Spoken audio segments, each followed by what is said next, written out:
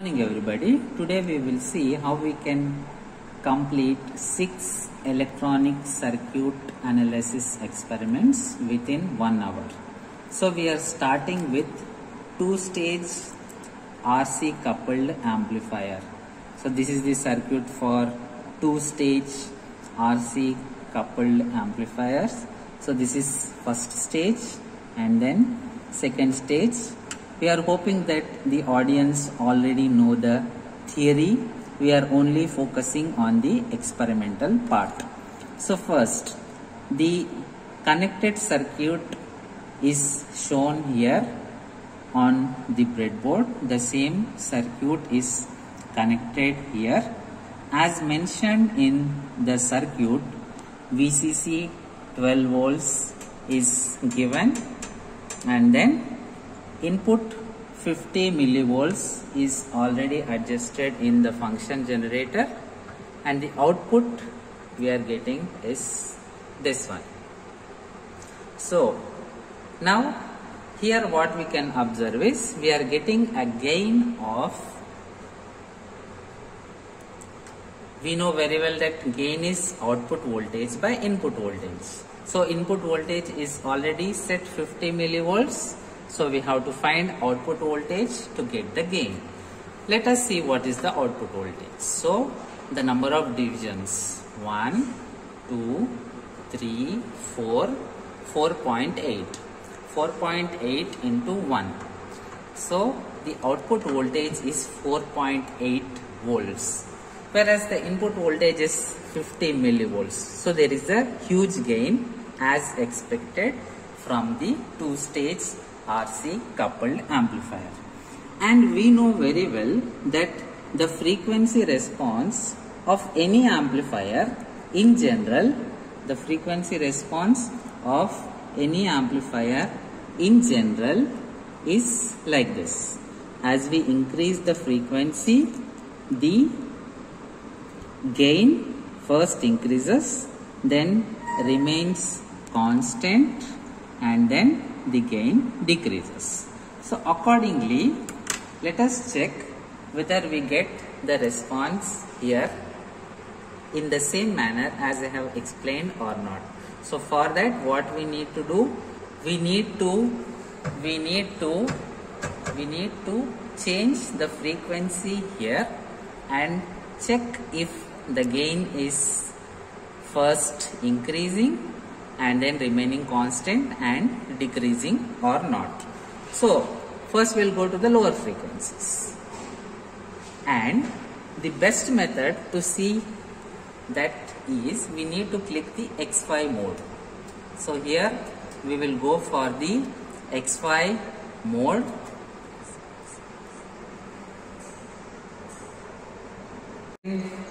Either use this X5 mode or we can manually check by adjusting this. Let us do the manual adjusting method. So here we can see that the gain is, we are going to lower frequencies, so the gain is reducing. We are going to lower frequencies, the gain is reducing. Now when we are going for higher frequencies, the gain has increased. We are at kilohertz. Okay, so once again I am going to lower frequencies. Say we will start with low frequencies. Now very low frequency, the gain has dropped. You can see that the size of the dotted line has reduced. Now when we gradually increase, I increase the frequency. Now the gain increased. Then again I am increasing the frequency, the line has become further large. Now let me further increase the frequency. So now we are further increasing the frequency. Here the gain is very high, and further I am increasing, again there is no significant change in gain. This is because we are at the mid frequency range where the amplifier maintains constant gain. Now further we are increasing the frequency. Here the gain has reduced because we are entering the high frequency region. 160 kilo ohm is very high frequency. Then further increasing the frequency, further we are increasing the frequency by changing this knob. We have already gone to the extreme range, so I cannot press this knob further. So I am changing this, and here we can see that the gain is reducing.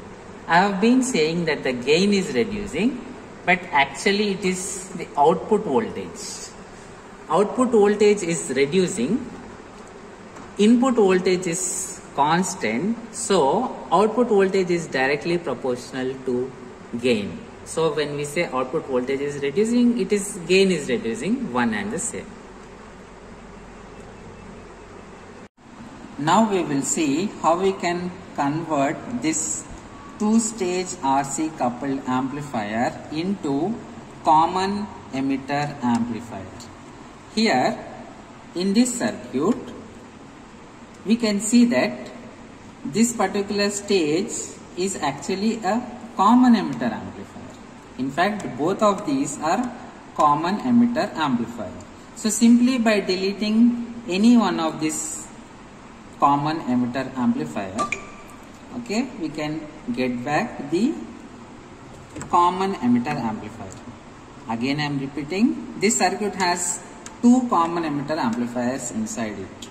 By deleting one common emitter amplifier, we get back the required common emitter amplifier. So how can we do that here? Just by deleting this component, this one, this, and after deleting all these components, simply joining this capacitor to the base of this transistor, we will get back this particular circuit. And that is what we will be doing now here.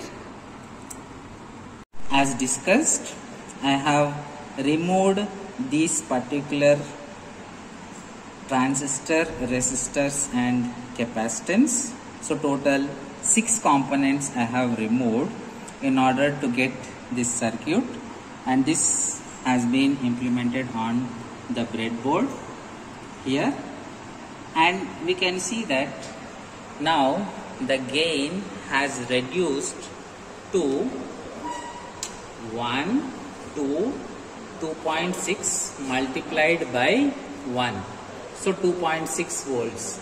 Earlier the output voltage was 4.8 volts. Now it has reduced to 2.6 volts because we have used one stage of CE amplifier.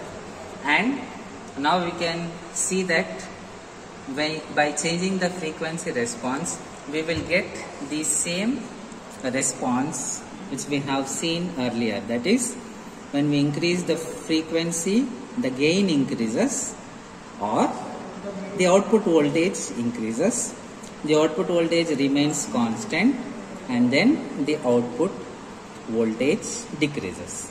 Let us see whether the same thing happens here or not. Then now we are reducing the frequency. Let me adjust this one. Now I am reducing the range of the frequency. I am going towards the lower frequency. So I am pressing this button, and let me see. It appears that the amplitude has reduced. Further, I am pressing the range button. The amplitude has further reduced. So from low frequency, I am increasing. I have pressed the range. The amplitude has increased. Again I have pressed, further it has increased. Now I am pressing again the range. Here it appears that the amplitude is constant. Again it's constant. Once again, now here it has reduced. So it has crossed the mid frequency range. Now we are in the high frequency region because the gain has reduced. Now further, if we increase the frequency, we can observe that the gain is reducing. So we are getting the response according to what we have seen in this graph.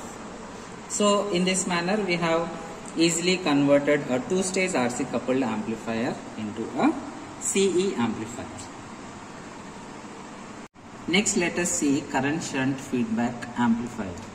So this is the circuit for current shunt feedback amplifier. Most of the circuit, it is same as CE amplifier. The only difference is this additional 22 kilo ohm resistor. Other than, for example, if we remove this 22 kilo ohm resistor, it is the same as CE amplifier. So if we remove this 22 kilo ohm resistor, then it is without feedback. Simply CE amplifier without feedback. Now if you put this 22 kilo ohm resistor, we are having current shunt feedback in this circuit. Okay, so the model graph for the case of with and without feedback, here we can see the top one is for the case of without feedback, which is simply of that of a CE amplifier, whereas the bottom one is for the case of with feedback. Here we can see that due to feedback the gain is reducing but the bandwidth is increasing. Now let us see that practically.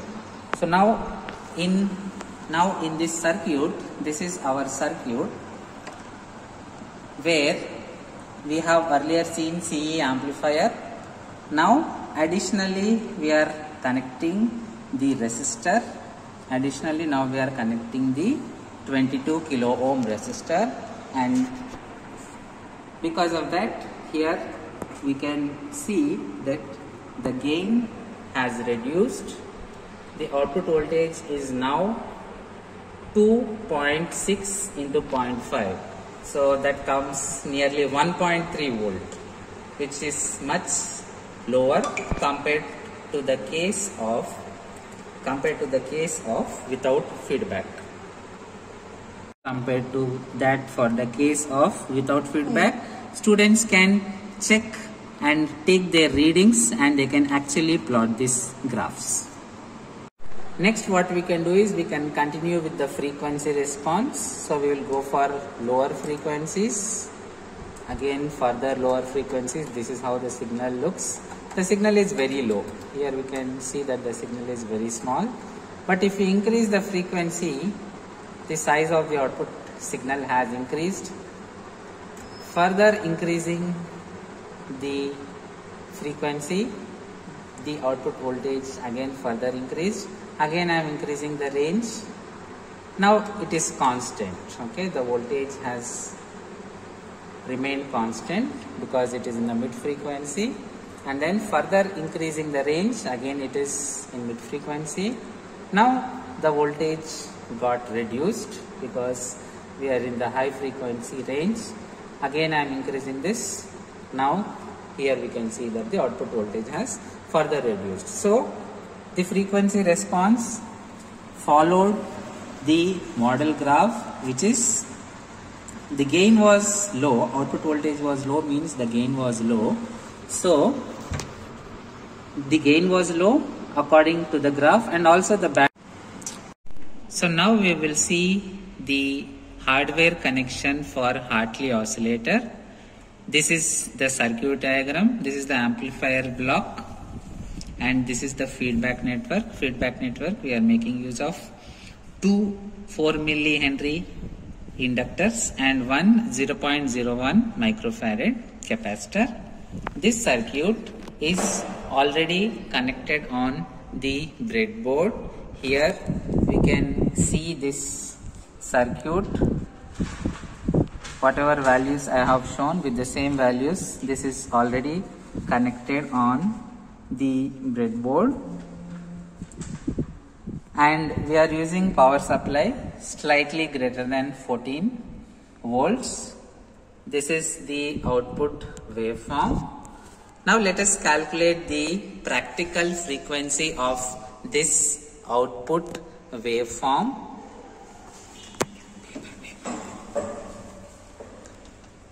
So here, let us see where this peak repeats itself. 1, 2, 3, 3.2. 3.2 into 20 microsecond. Okay, so 3.2 into 20 microsecond, that gives us 3.2 into 20 microsecond, that gives us 64 microsecond. And we know very well that frequency is 1 by time period. So 1 by 64 microseconds, if we calculate, we are getting 15.62 kilohertz. So this is the practical frequency. Then let us see the theoretical calculation. We know the formula for the frequency of Hartley oscillator is F is equal to 1 by 2 pi root L equivalent into C, where L equivalent is simply L1 plus L2. Here we are making use of two inductors of 4 millihenry each. So L1 plus L2 will be 4 plus 4, 8 millihenry. Capacitor we are using is 0.01 microfarad, 0.01 microfarad and 4 millihenry, two inductors. So based on that, if we calculate, we are getting 17.8 kilohertz. So this one is the theoretical frequency, and the practical frequency that we got is 15.6 kilohertz. So in this Hartley oscillator circuit, this is the circuit which we have connected, and this is the output waveform. So here the value of the power supply, we are taking slightly greater than 12 volts. Let us see what happens if we give 12 volts. Now I am reducing the supply. I am putting 12 volts.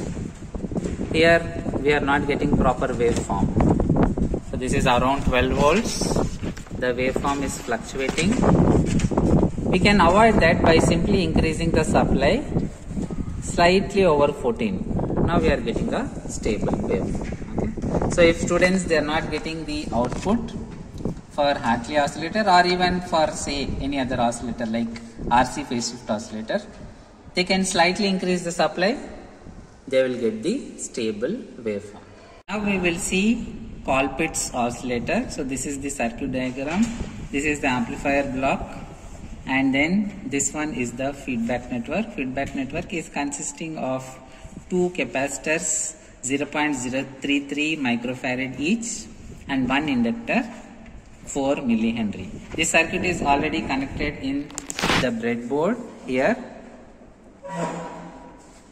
This one is the amplifier block, and then this one is the feedback network consisting of two capacitors and one inductor.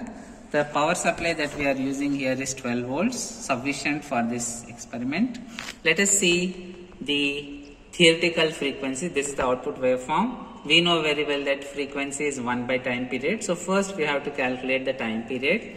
How can we do that? Let us see where the peak repeats itself. 1, 2, 2.7. 2.7 multiplied by 20 microsecond. So 2.7 into 20 microsecond. 2.7 into 20 microsecond gives us 54 microsecond. So the time period of the output waveform of Colpitt's oscillator, we are getting 54 microsecond. We know very well that F is 1 by T. So 1 by 54 micro will be 10 power 6 by 54. We can write it as 1000 K by 54. If we simplify that, we are getting 18.51 kilohertz. So this is the practically obtained frequency.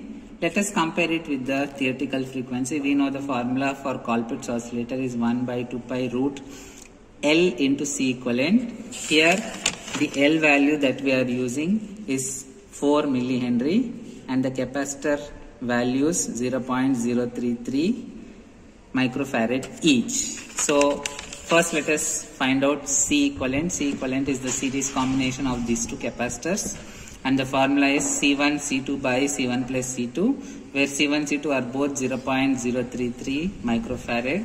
Using those values and simplifying, we are getting C equivalent as 1.65 into 10 power minus 8 farad. That value we will substitute in this formula 1 by 2 pi root L into C equivalent. L is 4 millihenry. C equivalent just now we have calculated 1.65 into 10 power minus 8 farad. So using those values and simplifying, we are getting the theoretical frequency as.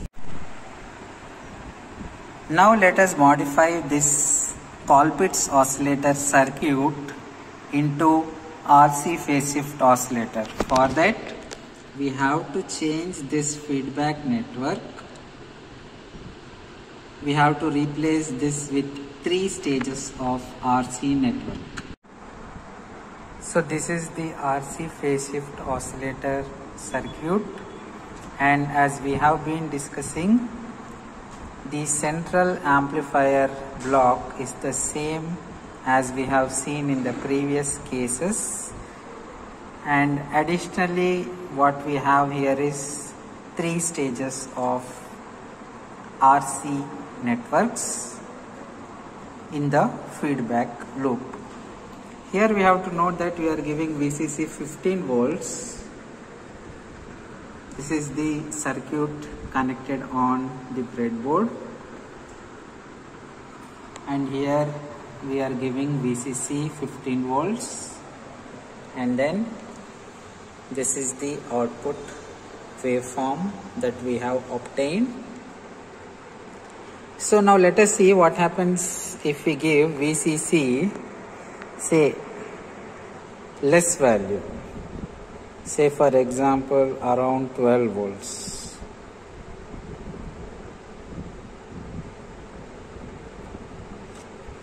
So here we can see that the waveform has disappeared. Okay, the 12 volts was not sufficient to generate the sinusoidal waveform.